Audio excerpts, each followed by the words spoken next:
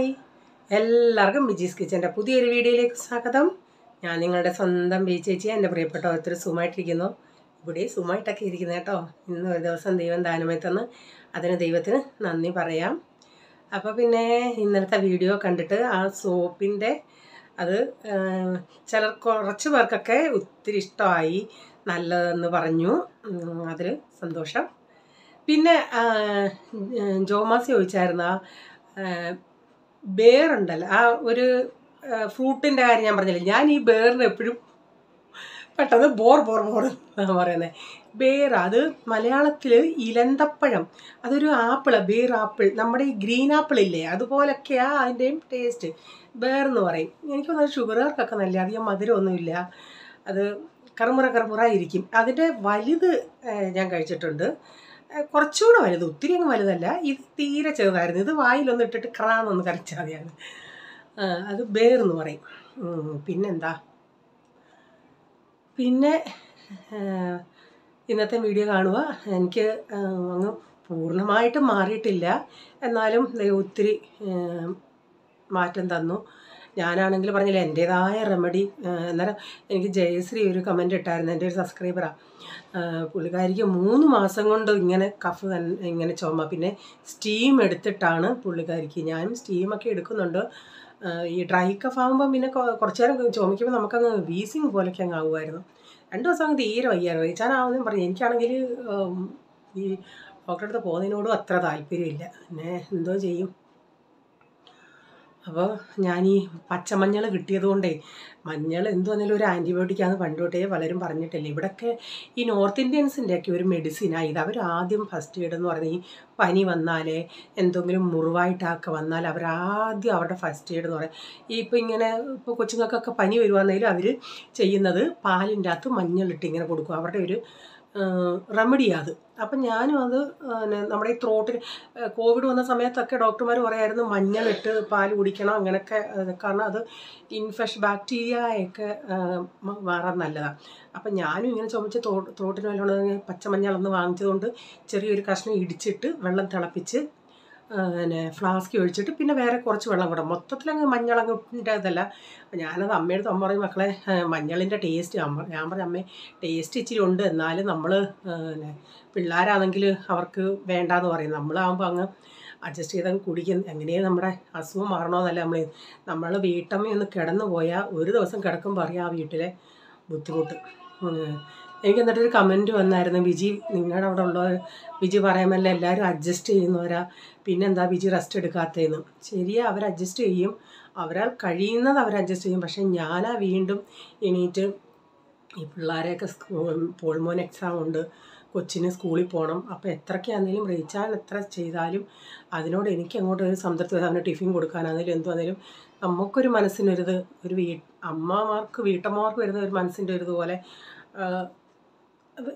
ആരാണെങ്കിലും അങ്ങനെ ചെയ്തു പോകും. അങ്ങനെയൊക്കെയുള്ള ഇതല്ലാതെ വലിയ എന്നും ചെയ്യുന്നത് പോലെ ഞാൻ ജോലിയൊന്നും ഇവിടെ ചെയ്തിട്ടില്ല. 2 ദിവസം റെസ്റ്റ് എന്ന് പറഞ്ഞാൽ റെസ്റ്റ് തന്നെയായിരുന്നു. പിന്നെ ഇടയ്ക്ക് ഞാൻ ഈ കാണിക്കുന്നതാണ് ഞാൻ ഈ വീഡിയോ എടുത്തിട്ടുള്ളത്. അല്ലാതെ കിടപ്പ് തന്നെയായിരുന്നു. കഴിവതും ബ്രേക്ക്ഫാസ്റ്റൊക്കെ ആണെങ്കിലും ചില ദിവസങ്ങളിൽ നമ്മൾ വെളിയിൽ നിന്ന് വാങ്ങിക്കുമായിരുന്നു. അങ്ങനെയൊക്കെ അങ്ങ് പോന്നു. പിന്നെ അങ്ങ് ഈ മരുന്ന് നമ്മൾ എടുക്കുന്ന ഉടനെ അതിൻ്റേതായ ഒരു ഷിവറിങ് ഒക്കെ വരും. അതൊക്കെ അങ്ങനെയുള്ളതൊക്കെ ഒരു ഇതായിരുന്നു. പിന്നെ ഇത്രയും കുറവുണ്ട്. ഒരു ദിവസം കിടക്കുമ്പോൾ അറിയാം അതിൻ്റെ നമുക്ക് പിറ്റേ ദിവസം ഡബിൾ ജോലിയായി. അവരൊക്കെ ചെയ്യുമെന്ന് പറഞ്ഞാലും നമുക്ക് അതിൻ്റെ ഡബിൾ ജോലിയായിരിക്കും. ചെയ്യാനാണെങ്കിൽ എന്തുവാ, ഇനിയിപ്പോൾ പോൾമോൻ ചെയ്യുമായിരുന്നു. അവനിപ്പോൾ എക്സാം ആയതുകൊണ്ട് നമ്മൾ അവനെ കൊണ്ട് ചെയ്യിപ്പിക്കാൻ ഒക്കത്തില്ലേ. പിന്നെ റേച്ചാൻ അവൻ എന്ന് പറഞ്ഞാൽ അത് കുറച്ച് നേരം ഇങ്ങനെ സംസാരിക്കുന്നുണ്ടേ ത്രോട്ട് അങ്ങ് കുത്തുന്നത് പോലെ ഒരു ചുമയാണ്. പോയിട്ട് പാതിരാത്രിക്ക് വരുന്നവരെയും കൊണ്ട് നമ്മൾ വീണ്ടും ജോലി ചെയ്യിപ്പിക്കുന്നത് എങ്ങനെയാണ്. അതുകൊണ്ടൊക്കെയാണ് അവർ അഡ്ജസ്റ്റ് ചെയ്യുന്നവർ തന്നെ. അല്ലെങ്കിൽ ഞാനൊന്നും ഇങ്ങനെ ജീവിച്ച് പോകത്തില്ല കേട്ടോ. അവർ നന്നായിട്ട് അഡ്ജസ്റ്റ് ചെയ്യും. പിന്നെന്തോ, ഇനി നമുക്ക് ഇന്നത്തെ വീഡിയോയിലോട്ട് പോകാമേ. ഇത് ചുമ വരുന്നത്. രാവിലെ പൂരിയാണ് ഉണ്ടാക്കുന്നത്. അപ്പം ഞാൻ പൂരിക്കുള്ള മാവൊന്ന് കുഴച്ച് മാറ്റി വെച്ചിട്ടാണ് പിന്നെ ചായയൊക്കെ ഉണ്ടാക്കാൻ പോയത്. അത്രയും നേരം ഇരിക്കുമ്പോഴത്തേക്കിന് അത് നന്നായി ഒന്ന് നമ്മൾ ഉണ്ടാക്കുന്നുണ്ടെങ്കിൽ അതൊന്ന് പൊങ്ങി വരും. ഞാൻ ആശീർവാദ ആട്ടയാണ് ഉപയോഗിക്കുന്നത് കേട്ടോ. അതിൻ്റെ അകത്ത് പിന്നെ വേറെ റവയോ മൈദയോ ഒന്നും ചേർക്കാറില്ല, ഉള്ളി ഗോതമ്പ് പൊടി മാത്രം. അപ്പോൾ ഞാൻ ചായയൊക്കെ ഉണ്ടാക്കി എല്ലാവർക്കും കൊടുത്തു. അപ്പോൾ ഈ എണ്ണ ചൂടായി കിടന്നത് കൊണ്ട് ആദ്യത്തേത് ഇങ്ങനെ അങ്ങ് കരിഞ്ഞ് ഇതായിപ്പോയി. അപ്പോൾ പിന്നെ ഇതിൻ്റെ കൂടെ കൂട്ടാൻ കടലക്കറിയാണ്. അപ്പോൾ ഞാൻ കഴിഞ്ഞ ദിവസം എപ്പം നമ്മളിപ്പോൾ ഞാൻ ദോശയ്ക്കെങ്ങാനും കടല ഉണ്ടാക്കുവാണെങ്കിൽ ഈ പൂരിക്കൂടെ എന്നുള്ള ഒരു രീതിയിൽ പിറ്റേ ദിവസം അല്ലെങ്കിൽ അതിൻ്റെ പിറ്റേ ദിവസം പൂരി ഉണ്ടാക്കാമെന്നും പറഞ്ഞ് ഉണ്ടാക്കുന്നതിൽ നല്ല തിക്കായിട്ട് ഞാൻ ഇത്തിരി മീൻസ് ഒത്തിരി ചാറാക്കാതെ ഞാൻ കുറച്ചെടുത്ത് മാറ്റി വെക്കും. അതിന് ശേഷം ദോശയാണെങ്കിൽ കുറച്ചുകൂടെ അതിന് ലൂസ് വേണമെങ്കിൽ ലൂസാക്കും, അങ്ങനെ ചെയ്യുന്നത്. അപ്പോൾ ഇതിങ്ങനെ ഇപ്പം നന്നായിട്ട് കുമിളിച്ച് ഇങ്ങനെ സ്റ്റാർട്ടിങ് വരും, ചൂടോടെ അങ്ങനെ വരും. ഒരു ഇച്ചിരി നേരം അതവിടെ ഇരിക്കുവാണെങ്കിൽ അതങ്ങ് ഫ്ലാറ്റാവും. അപ്പോൾ ഉണ്ടാക്കുന്ന അങ്ങ് ഞാൻ ഓരോരുത്തർക്ക് അങ്ങ് കൊടുക്കുക. ഒരു കുറേശ്ശെ അങ്ങ് ഉണ്ടാക്കും. എന്നിട്ട് ഇപ്പോൾ ഒരു 10 എണ്ണം ഞാനിങ്ങനെ പരത്തി വെച്ചിട്ട് അത്രയും ഉണ്ടാക്കും. എന്നിട്ട് കൊടുക്കാനുള്ളവർക്ക് കൊടുത്തിട്ട് വീണ്ടും അതുപോലെ ഉണ്ടാക്കി അങ്ങനെ എടുക്കുന്നത്. ഞാൻ കഴിച്ചത് പൂരി അല്ലായിരുന്നു, എനിക്ക് ചപ്പാത്തി ഉണ്ടായിരുന്നു. ഞാൻ 2 ചപ്പാത്തിയാണ് കഴിച്ചത്. ചപ്പാത്തിയും കടലയും കൂടെ കൂട്ടിയാണ് ഞാൻ കഴിച്ചത്. ഇവർ പ്രൈസിന് ചില സമയത്ത് ഇത് വേണ്ടാന്ന് പറയും, പക്ഷേ പൂരി ഇഷ്ടപ്പെടാത്ത ആൾക്കാർ ഉണ്ടോയെന്നാണ് ഞാൻ ചിന്തിക്കുന്നത്. അപ്പോൾ എന്നോടിപ്പം ഗീതേച്ചിയാണെങ്കിലും ആയാണെങ്കിലും ചോദിക്കും, ബിജി ഇന്ന് അമ്മയെ ഓർത്തോ? സത്യം പറഞ്ഞാൽ നമ്മൾ പൂരി ഉണ്ടാക്കുമ്പം മാത്രമല്ല എപ്പോഴും നമ്മൾ അമ്മയെ ഓർക്കും, പക്ഷേ പൂരി ഉണ്ടാക്കുമ്പോൾ ഒന്നുകൂടെ ഓർക്കും. കഴിഞ്ഞ ദിവസം ബെൻസി വീഡിയോ ഇട്ടപ്പം കമ്പിളി നാരങ്ങയുടെയൊക്കെ കണ്ടോണ്ടേ എനിക്ക് സത്യം പറഞ്ഞ കൊതിയായി.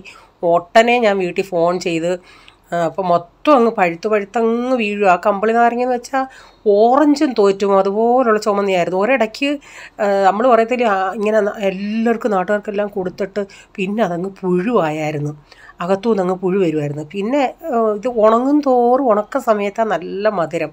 അപ്പം ഞാൻ വീണ്ടും ബ്രദറിനോട് പറഞ്ഞ്, എടാ എത്രയും നിൽക്കുന്നു അത്രയും നിൽക്കട്ടെടാ, നിന്നിട്ട് 1 മാസമൊക്കെ പറിച്ചിട്ടാലും കിടക്കും. കാരണം ഒരു പ്രാവശ്യം എൻ്റെ ബ്രദർ നാട്ടിൽ നിന്ന് ഇങ്ങനെ കമ്പിളി നാരങ്ങ കൊണ്ടുവന്നായിരുന്നു. ഞാനത് ഒരു മാസം അടുത്തോളം ഞാനത് കുറേ ഉണ്ടായിരുന്നു കേട്ടോ. ഈ പിള്ളേരുടെ കൊതി കൊണ്ട് ഞാനതിങ്ങനെ ഇട്ടിരുന്നു. പക്ഷേ ഇച്ചിരി ഒന്ന് ചൊങ്ങും, എന്നാലും നല്ല ഈ കിടക്കുന്തോറും നല്ല മധുരമായിരുന്നു. ഞാൻ പറഞ്ഞു അത് കിടക്കും. അന്നേരം അവൻ പറഞ്ഞു, എടി ഇപ്പോഴേ അതങ്ങ് ചുങ്ങി വെള്ളം വറ്റിയാൽ അത് വീഴുന്നത്, പറ്റുമെങ്കിൽ അങ്ങനെ നിർത്തിയേക്കാമെന്ന് പറഞ്ഞു. എന്തോ ചെയ്യാൻ അത് കണ്ടപ്പോഴേ പ്രൈസമ്മോൻ ഞാൻ പറഞ്ഞെടാ നമ്മൾ ചെല്ലുമ്പോഴത്തേന് തീരുമെന്ന് പറഞ്ഞപ്പോൾ കൊച്ചു ഭയങ്കര 2 പിള്ളേർക്കും ഇഷ്ടമാണ്. അവിടുത്തെ കൊച്ചുങ്ങൾക്കും ഭയങ്കര ഇഷ്ടമാണ്. ഇവന്മാർക്ക് പൊളിച്ച് കൊടുത്താൽ ഒരു ഇരിപ്പിൽ 2-3 വേണമെങ്കിൽ തിന്നും. അത്രയ്ക്ക് മധുരവുമാണേ. ഇപ്രാവശ്യം കഴിഞ്ഞ പ്രാവശ്യം നാട്ടിൽ ചെന്നാൽ ആടൊക്കെ ഉണ്ടായിരുന്നു. ഇപ്രാവശ്യം പോളിന് അതൊക്കെ ഭയങ്കര ഇഷ്ടം. ആടിന് അങ്കിളിൻ്റെ കൂടെ തോല് പറിക്കാൻ പോകുന്നതും ആടിൻ്റെ അടുത്ത് പ്രൈസിനും എരുത്തിൽ പോകുമായിരുന്നു. ആട് ഇപ്രാവശ്യം ഇല്ലെന്നറിഞ്ഞോണ്ടേ പോളിനും വിഷമമുണ്ട്, പ്രൈസർ പിന്നെ അതിൻ്റെ അകത്ത് കയറുമ്പോൾ ഇച്ചീച്ചിയൊക്കെ ഉണ്ടെങ്കിൽ ഭയങ്കര ഇതാണ്. പോൾമോന് പിന്നെ അതും ഇല്ല, ആടിനെ പോയി കെട്ടിപ്പിടിക്കുകയും എല്ലാം ചെയ്യുമായിരുന്നു. ആടിനെ എല്ലാം കൊടുത്തു. അപ്പം ഞാൻ രാവിലത്തെയൊക്കെ കഴിഞ്ഞതിന് ശേഷം പിന്നെ പ്രൈസമ്മോൻ്റെ ഫേവറേറ്റാണ് ഉണ്ടാക്കുന്നത്. ഞാനില്ല, എനിക്കിപ്പോൾ ഈ കപ്പയും മീനും കണ്ടാലോ പൊറോട്ട കണ്ടാലോ എങ്ങനെ കൊതി, അതുപോലെ പ്രൈസമ്മോന് വെണ്ടയ്ക്ക മെഴുക്ക് വരട്ടി. എനിക്കറിയത്തില്ല ഇതിൻ്റെ അകത്ത് എന്തോ അവന് ഇത്ര ഇഷ്ടമെന്ന്. ചപ്പാത്തിയുടെ കൂടെ ഇതാണെന്നൊന്ന് തുറന്ന് കാണിച്ചാൽ അവന് ഭയങ്കര ഇഷ്ടമാണ്.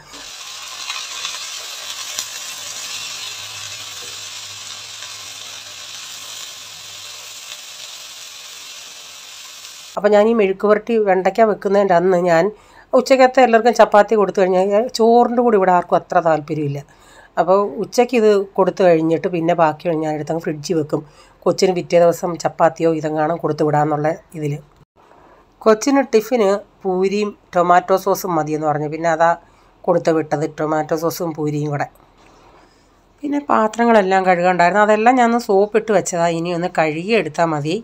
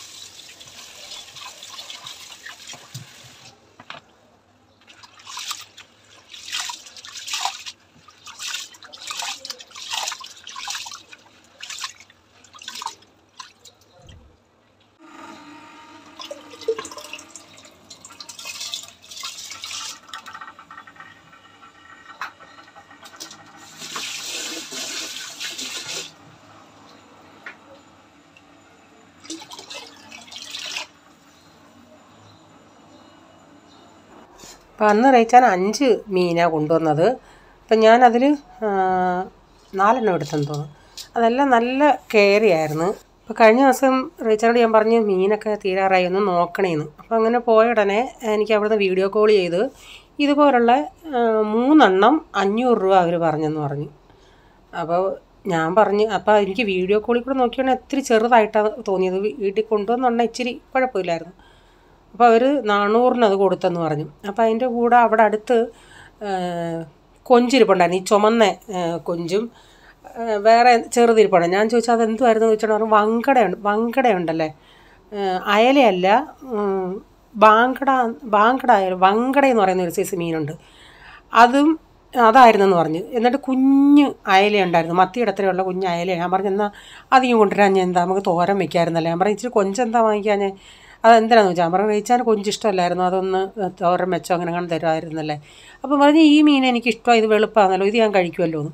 അപ്പോൾ നമ്മളൊക്കെ ആണെങ്കിൽ ഒരു മീനാണെങ്കിൽ ചിലപ്പം ഒരു പീസ് കൂടാണെങ്കിൽ ഇത് ചിലപ്പോൾ എടുക്കത്തില്ല. ഈ റേച്ചാൻ ഒരു പീസ് കൊടുത്താൽ ഒരു പീസ് മാത്രം, ഒന്നുകൂടെ എന്നാന്ന് പറഞ്ഞാൽ കഴിക്കത്തില്ല.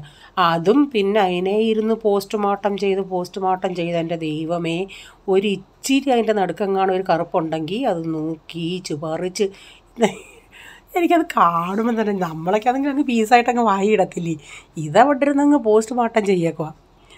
പിന്നെ അത്ര താല്പര്യത്തോടെ അല്ല, പിന്നെ വെള്ളയായതുകൊണ്ട് ഒരു പീസ് കഴിക്കും, അതേ ഉള്ളൂ. ഞാൻ പറഞ്ഞാൽ കൊഞ്ച് കുഴപ്പമില്ല, ഇഷ്ടമാണ്. അപ്പോൾ ഈ കൊഞ്ചച്ചാറിടുമ്പോൾ ഞാനൊരു ഇച്ചിരി എക്സ്ട്രാ ഇട്ട് വെക്കും ആൾക്ക്. പക്ഷേ കൊഞ്ചച്ചാർ പോളിന് അത്ര അങ്ങോട്ട് പിടുത്തമില്ല. പിന്നെ റേച്ചാൻ ഇച്ചിരി എടുത്ത് വെക്കും. ഞങ്ങളുടെ നാട്ടിൽ എൻ്റെ ബ്രദറിൻ്റെ മൂത്ത മോന് മീൻ ഒരു ഇച്ചിരിയെങ്കിലും അവന് വേണം. അവനത് മസ്റ്റാണ്. മീനില്ലെങ്കിൽ അവന് ചോറ് വേണ്ട. എനിക്കും എൻ്റെ കല്യാണത്തിന് മുമ്പോട്ടുണ്ടല്ലേ ഇച്ചിരി മീൻ കറി വേണമായിരുന്നു. മീനില്ലെങ്കിൽ എനിക്ക് ഒക്കത്തേയില്ല. പിന്നെ ഇവിടെ വന്നങ്ങ് ശീലിച്ചു, പിന്നെ വല്ലപ്പോഴും ആയി. ഇപ്പം പിന്നെ മിക്കവാറും മീനിങ്ങനെ വാങ്ങിക്കും.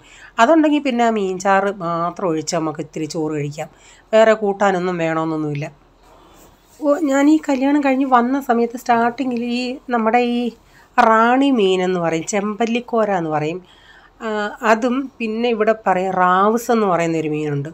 അതൊക്കെ വാങ്ങിച്ചിങ്ങനെ വറുത്ത് കൊടുക്കുകയാണെങ്കിൽ റേച്ചാൻ അന്നൊക്കെ കഴിക്കുമായിരുന്നു.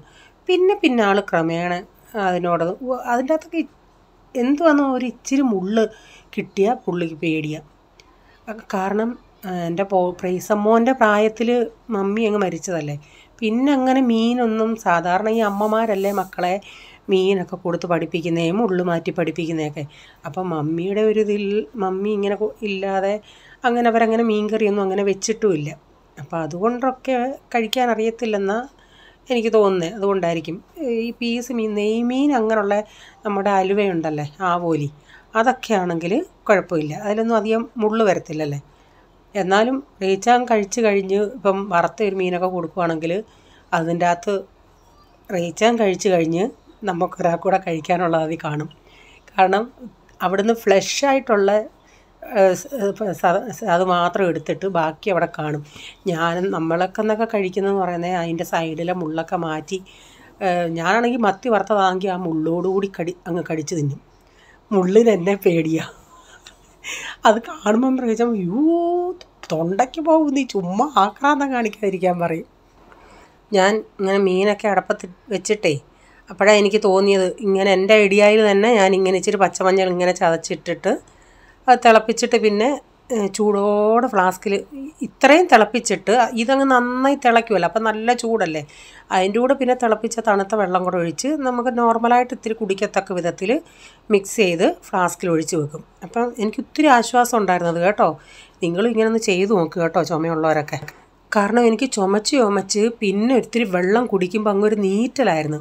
പിന്നെ ഇതിങ്ങനെ കുടിച്ച് ആണെന്ന് തോന്നുന്നു. പിന്നെ ആ നീറ്റലൊന്നും എനിക്കങ്ങനെ ഇല്ലായിരുന്നു. എനിക്ക് വന്ന ആ ബാക്ടീരിയ ഒക്കെ ചത്തു പോകുന്നതായിരിക്കും.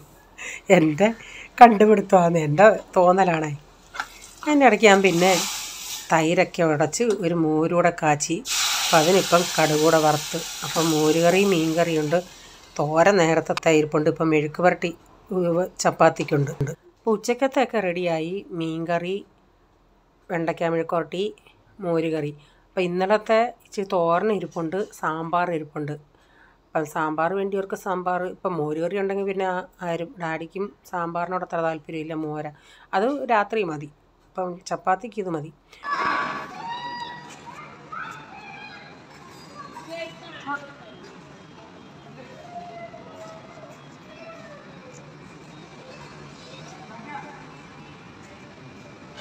അപ്പോൾ എന്നിട്ട് വൈകിട്ട് പിന്നെ ഞാൻ ഈ പ്രൈസമ്മോൻ താഴെ കളിക്കാൻ പോയണേ ഞാനൊന്ന് അവൻ്റെ കൂടെ. അവിടെ ചെന്നാൽ ഇവൻ ഗോൾ കീപ്പറായി നിൽക്കും, എന്നിട്ട് ബോൾ കൊണ്ട് ഏറും കിട്ടും. അപ്പോൾ അതുകൊണ്ട് ഞാൻ അവനെ നോക്കാൻ പോയണേ ബോളിൻ്റെ കൂട്ടുകാരനൂടെ ഒന്ന് നടക്കാൻ പോയി. അപ്പം അവന്മാരോട് ലാസ്റ്റ് വന്നോണ്ടേ അവന്മാരെല്ലാം കൂടെ ഒന്ന് ബോൾ കളിക്കുക. ഞാൻ അവിടെ ആ ബെഞ്ചേ ഇരിപ്പുണ്ട്. അപ്പോൾ ഇന്നത്തെ വീഡിയോയിലെ വിശേഷങ്ങൾ ഇതൊക്കെയായിരുന്നു. വീഡിയോ ഇഷ്ടമായെങ്കിൽ ലൈക്ക് ചെയ്യണേ, നിങ്ങളുടെ അഭിപ്രായം കമൻറ്റിൽ കൂടെ അറിയിക്കണേ. സബ്സ്ക്രൈബ് ചെയ്യാതെ കാണുന്നുണ്ടെങ്കിൽ വീഡിയോ ഇഷ്ടമായി വീണ്ടും ഈ ചാനൽ കാണണമെന്ന് ആഗ്രഹം ഉണ്ടെങ്കിൽ ഒന്ന് സബ്സ്ക്രൈബ് ചെയ്തിട്ട് ബെല്ലൈക്കൺ ബട്ടൺ കൂടെ പ്രസ് ചെയ്യുകയാണെങ്കിൽ ഓളം എന്നൊരു ഓപ്ഷൻ വരും. അതോടെ പ്രസ് ചെയ്യുകയാണെങ്കിൽ ഞാനിടുന്ന വീഡിയോയുടെ നോട്ടിഫിക്കേഷൻ നിങ്ങൾക്ക് എന്നും വരുന്നതായിരിക്കും. ഇനി ഒരു പുതിയ വീഡിയോയുമായി വരും വരെ bye, God bless you all. Thank you. Take care. Bye. See U.